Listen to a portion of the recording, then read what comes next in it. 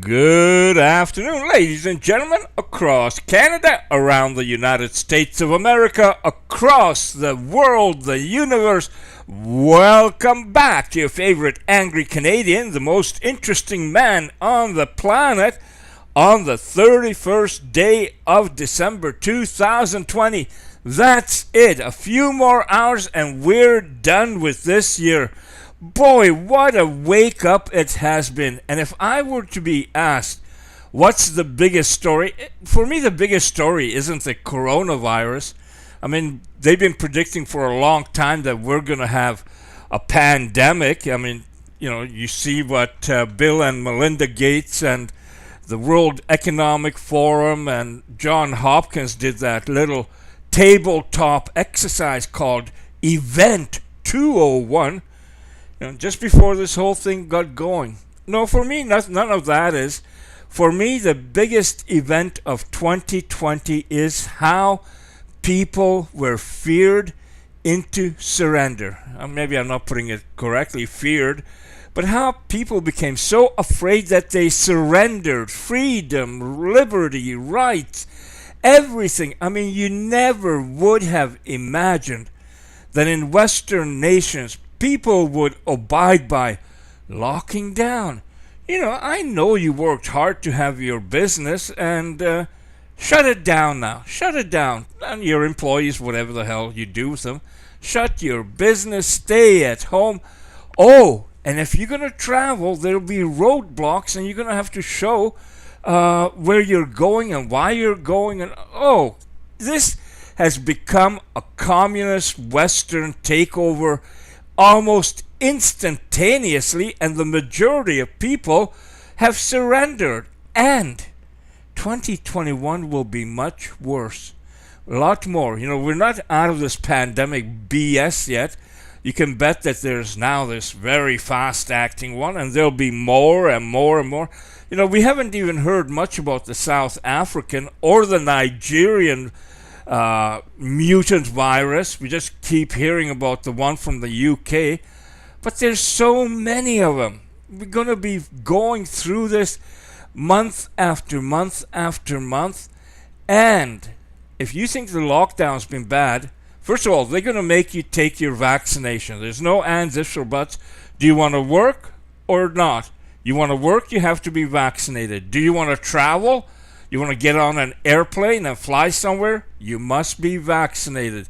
I can just see this happening, even with schools and malls and everywhere. If you want to go where there are people, concerts, concerts, anything, theaters, you will have to be vaccinated. And that, so many people say, I'm never getting vaccinated. No, I'm never. Well, it's going to be a tough decision, man. But that's one of the big things that is coming in 2021. I wouldn't be surprised if 2021 also heralds in the end of cash. That we're going to become a cashless society very quickly. Cash is dirty. Cash is used by criminals. Cash is so awful. Drug dealers, they got mountains of cash. Predominantly US $100 bills. It's all over the place, so we gotta make sure that we know who has what they have, and that means digital. We gotta go digital. I think they already would have, but they're trying to figure out how to, they gotta dislodge this thing called Bitcoin. Bitcoin now is what, 29,000 a coin? I remember when it was a joke. I'm going to buy a coin that is not backed by any country, by any resource like gold or whatever, just because it's there. But holy crap, if you would have bought someone that were $100, $200, 10 of them, 10. Think of the money you'd have. But a lot of changes are in store for us. Now, before Thanksgiving in Canada, I said that, just with all the lockdowns, shutdowns, more than likely Halloween's going to be disrupted, Remembrance Day, We're going to see Christmas parties, all those be disrupted, Santa Claus parades, and then comes New Year. And now, after New Year, on the 1st, it would be the Tournament of Roses parade from sunny Pasadena, California. You know, my parents used to always get up in the morning and watch that. They just loved it and were amazed by all those beautiful flowers on all those floats and how creative they were. And to be honest, even I used to watch it at times, being married. It was a good way to, New Year's Day, just lie back in bed. It's who cares about getting up? Your day is free, and watch Tournament of Roses and watch some of the college football games. It's going to be such a disruptive year, man. So disruptive. And I'm already thinking ahead that what's going to happen on Mardi Gras? New Orleans. It used to be packed, man. Streets so full you couldn't really walk. People up on the balconies flashing themselves and throwing the beads and stuff. Actually, New Orleans was pretty cool, but it's not as big, the area, the French Quarters, I thought. But what's going to happen with Mardi Gras? And what's going to happen with Rio Carnival? Oh, the Carnival in Rio.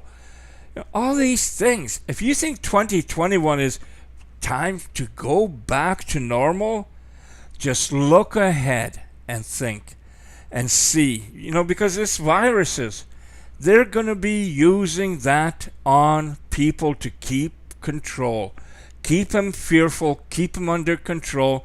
I wouldn't even count on Easter, church services, stuff. Oh, church services? No, Bonnie Henry does. This really pisses me off. Think of this. You can't go to church. They get fined. The ministers got fined $2,300 for having a service in a parking lot where people were in their cars. They get fined for that. Now, here in the Okanagan, we got big white ski resort. They've had more than 100 cases of COVID, whatever the cases mean. This isn't a point about whether it's what it means or is it real or what not. It's a point that people get fined. If you have a house and you got guests over and you're having a party and maybe there's 5 more people than should be because it's not your house bubble, we're all bubble people to them, you'll get fined. And they've been handing out fines across this country. So airlines are spreading this COVID all over the place, flying passengers. Why don't they get fined? Why don't ski hills get fined? It's very selective, very selective. I think it depends a lot on finances, money, and who's in control. It's a total load of crap. Just like, politicians now with this new political lingo. Do as I say, not as I do. We saw that down in California with their governor telling people you can't go out, don't do it, don't eat, don't go to restaurants.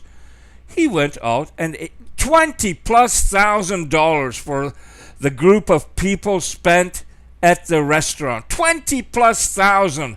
When you got people living on friggin' streets in tents. Is that right? And then New York, Como, that's another one that, put restrictions on people, but not himself. I mean, geez, I'm much above that. And then you got Ontario, the finance minister, and there's other ones in Canada. There's, people, if you start searching, you're going to find them coming out of the woodwork. They tell you, they order you, they can fine you, but they don't have to worry about that. What a load of crap. So I'm not in a good mood for 2021. I think it's going to be a hell of a lot worse. I think there's going to be things that you and I, as normal people, normal thought patterns, can't even imagine what they're doing and where they're going to be taking our country and countries all over. Build Back Better, the Green New Deal, reset, it's not just going to be any reset, This is going to be the great reset, the greatest reset ever. And who's behind it? Some civilians. Klaus Schwab is a civilian.